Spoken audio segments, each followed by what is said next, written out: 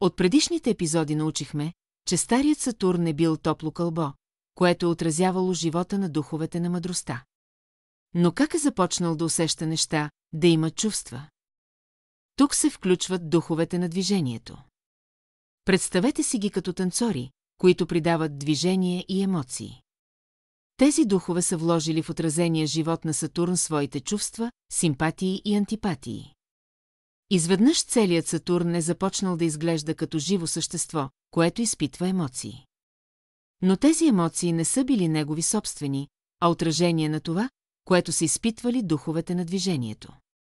След тях са дошли духовете на формата. Тяхната работа е била да разделят това голямо, емоционално кълбо на малки, отделни части. Сякаш са взели една голяма топла топка и се я разделили на много, много по-малки, но все още топли и чувстващи балончета. Всяко от тях е било като отделен, но много прост човешки зародиш. И последно за днес – духовете на индивидуалността. Те са дали на всяко от тези малки балончета нещо като първоначална личност или аз. Не истинска личност, както нашата, а по-скоро нейното отражение е една много фина обвивка.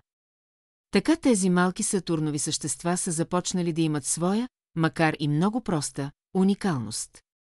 Самите духове на индивидуалността в този момент са преминавали през своя човешки етап на развитие.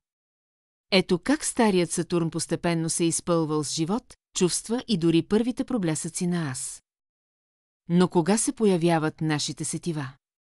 Имало ли е светлина тогава? Ще разберем в следващото видео.